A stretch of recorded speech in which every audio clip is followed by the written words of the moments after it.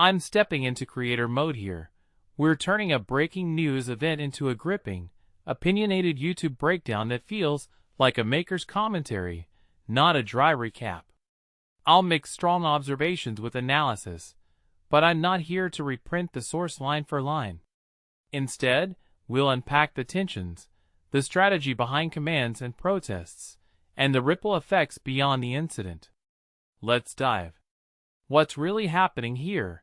In one frame, a federal enforcement action linked to an immigration case ends in a multi-vehicle crash on a busy Vermont street, then spirals into a standoff at a South Burlington residence as protesters gather, police negotiate, and a judge signs off on a warrant to enter the property. The clash isn't just about arresting one individual. It's about the symbolism of who gets protected, who's on the scene, and how civil disobedience, law enforcement, and local communities collide under pressure.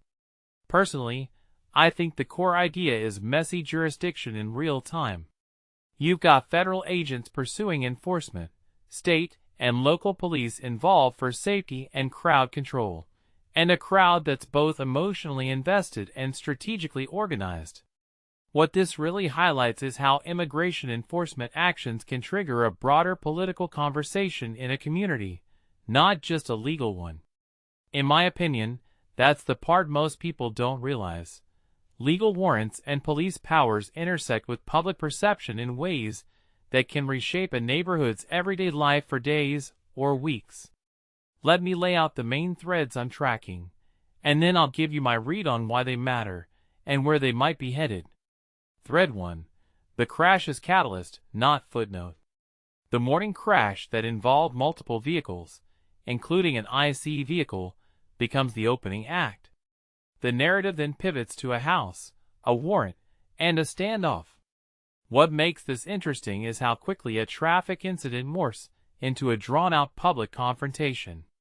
It reveals how operational risk, collisions, injuries, and the safety of officers on the ground translates into courtroom and courthouse drama through a warrant. What this implies is that the immediate incident isn't isolated. It refracts through law enforcement protocols, media optics, and community response.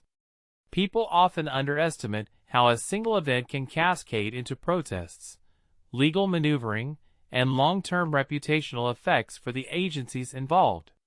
If you take a step back and think about it, you see the fault lines between urgency, arresting a suspect, and restraint, warrant-based entry, crowd management. Thread 2. The protest as theater and shield. Roughly 100 protesters form a human chain around the building, offering warmth, snacks, and a sense of solidarity. The presence of a tent, a grill, and supplies signals a long, organized demonstration rather than a one-off march.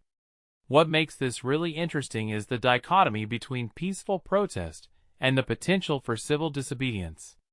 In my view, the protesters are signaling that this isn't just about one suspect. It's about broader immigration policy and the family involved, which, as reported, includes a child and guardianship concerns. One thing that immediately stands out is the claim that some activists were alerted by migrant justice to support safe reunification plans. That reframes the scene from simply opposing IC to framing it as a human rights moment with legal concerns for vulnerable families. What this suggests is a wider pattern. Community groups leverage protests to influence public discourse and add moral weight to enforcement actions. From my perspective, the longer this stays in the spotlight, the more it becomes a test of how well local authorities balance safety with civil liberties. Thread 3. Government dynamics and trust. The Vermont State Police lieutenant stated that a warrant is being executed, while the local police emphasized they weren't briefed beforehand, hinting at coordination gaps. What makes this telling is the friction between federal actions and local governance. If local agencies feel sidelined or misinformed, trust can fray, not just with the public, but within the institutions themselves. In my opinion, this incident underscores a broader trend. As immigration enforcement grows more high-profile, local law enforcement is asked to operate under federal direction while maintaining community trust and property rights. That tension matters because it shapes future cooperation, safety protocols, and how communities respond to future operations. Thread 4. The human element and guardianship. Legal aid workers show up to discuss guardianship for a child in the case, highlighting that people nearby aren't just spectators. They're affected deeply. Barbara Prine from Vermont Legal Aid points to practical guardianship arrangements and reunification goals. What this reveals is that the human stakes, families, children, neighbors, are not abstract. It's a reminder that immigration enforcement is, for many, a personal, family-level crisis. This raises a deeper question: when does a legal action become a community welfare issue? And who bears responsibility for outcomes when families are involved? For viewers, this matters because it reframes the conversation from policy to people. Thread 5. Public safety versus private property rights. Police state they aim to protect federal agents and ensure peaceful protest while respecting private property. The balance between securing access for enforcement and ensuring people can protest safely is a tightrope. What this really suggests is that local authorities are trying to manage competing duties, uphold the law, protect individuals, and preserve civil liberties. A detail I find fascinating: despite the high-tension atmosphere, officials emphasize safety and peaceful demonstration as non-negotiables. That signals an ongoing calibration between enforcement visibility and community tolerance, which could influence how similar operations are conducted elsewhere. Deeper insight: it's a microcosm of a national debate. The incident isn't just about one building or one warrant. It reflects how communities respond to immigration enforcement in a highly public way, with media attention shaping perceptions of legitimacy, fairness, and safety. If you zoom out, you can spot a pattern. When enforcement becomes highly visible, civil society mobilizes to interpret and contest the narrative in real time. That may push agencies to adopt more transparent communication, engage with local leaders earlier, and plan for longer, more visible engagements that still aim to avoid escalation.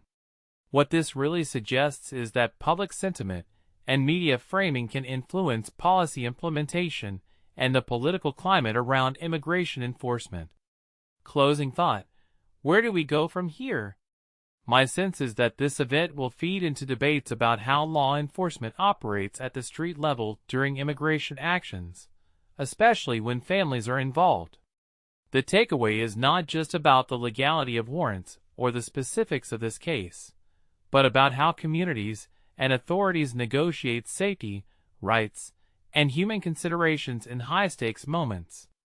If this sparks civil discourse, or even disagreements about tactics, then it's doing its job as a catalyst for a larger conversation about how our towns handle hard, emotional issues in the age of real-time information.